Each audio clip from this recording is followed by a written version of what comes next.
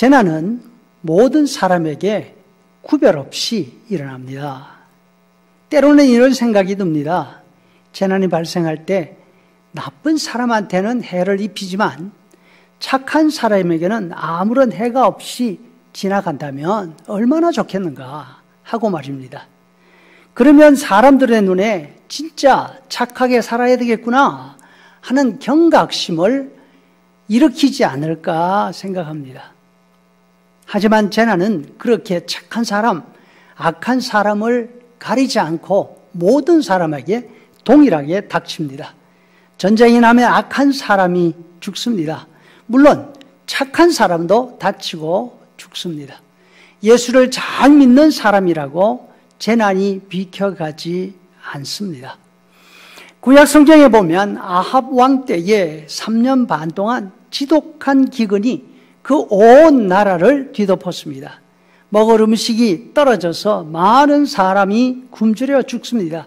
마실 물이 없어서 보통 사람은 물론이고 왕 근위대 말에게 물을 구하기 위해서 왕이 직접 산과 강을 살피고 다닐 정도였습니다. 이때에 우리가 잘 아는 선지자가 살았습니다. 바로 불의 선지자 엘리야입니다. 왕과 왕비는 악하고 하나님을 버리고 바알신을 섬겼습니다. 하나님을 잘 섬기는 그런 선지자들을 다 잡아가두거나 죽였습니다. 왕과 왕비는 자신들의 죄값으로 심판을 받는 것입니다. 재난으로 고생하는 거 맞습니다. 그러면 엘리야 같은 선지자는 왕 때문에 일어난 그 지독한 기근에서 면제되어야 하는 것 아닌가요? 그런데 아합 왕의 잘못으로 인한 기근에 가장 먼저 가장 심한 고통을 당한 사람이 엘리야 선지자였습니다. 왜냐하면 엘리야는 가난했기 때문에 그렇습니다. 엘리야에게는 가족이 없습니다. 집도 없었고 재산도 없었습니다. 당연히 재난이 닥쳐올 때에 재난을 대비할 힘이 그에게는 없었습니다. 어려운 시기에 누군가 엘리야를 도울 사람이 있어야 하지 않겠습니까? 그런데 사람들은 왕이 미워하는 선지자를 선뜻 도우려고 나서지 않습니다. 자기들도 살기가 힘이 들었지 않습니까? 하나님은 엘리야를 요단강 동쪽에 있는 지역으로 도망가게 하십니다.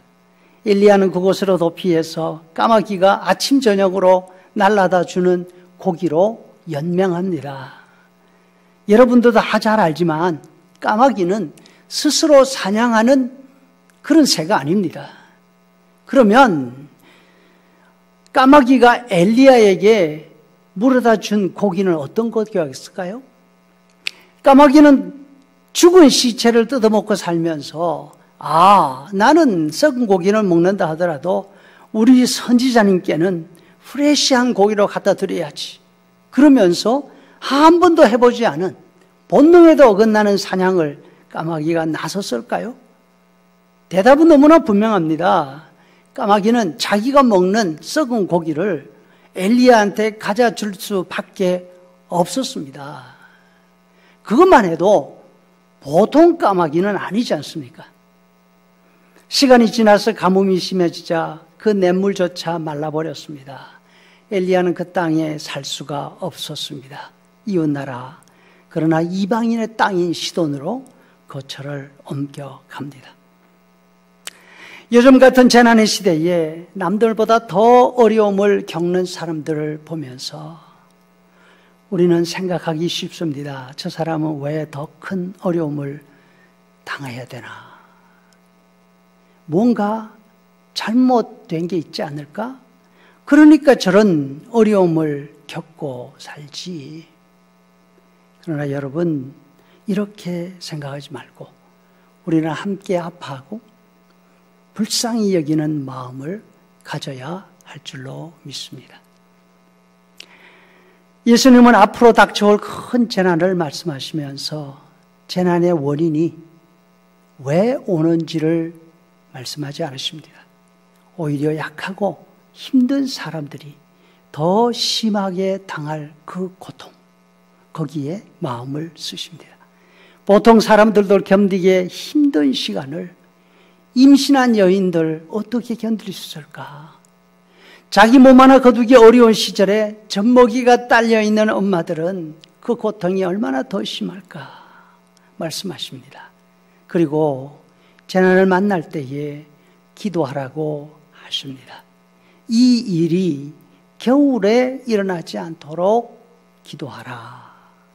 하나님의 긍휼하심을 바라면서 불쌍히 여겨주시기를 기도하라 하시는 것입니다. 성도 여러분, 재난의 때는 고통의 때이지만 기도할 때입니다. 능력의 한계를 느낄 때 우리는 겸손해집니다. 하나님을 찾고 의지하게 됩니다. 바이러스가 더 많이 퍼진다는 뉴스를 접하지 않습니까? 하느님을 찾을 수 있기를 바랍니다. 백신 개발이 늦어진다고, 또 백신이 개발된다 하더라도 미국에는 집단 면역이 생기기가 힘들다고 그렇게 말합니다. 희망이 점점 희미해질 때 우리의 기도의 제목은 하나님 더 큰 어려움이 닥치지 않도록, 이 일이 겨울에 일어나지 않도록 기도하는 것입니다. 하나님, 지금도 견디기가 힘이 듭니다. 우리를 불쌍히 여겨주십시오.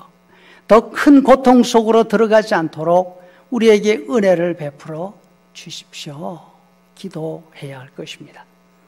그러면 하나님께서 택하신 하나님의 백성들을 위해서 그 재난의 시간을 감해 놓으셨다 말씀하십니다. 감해 놓으셨다는 말씀의 뜻은 그 시간을 줄어들게 하신다, 이런 뜻이 아닙니다.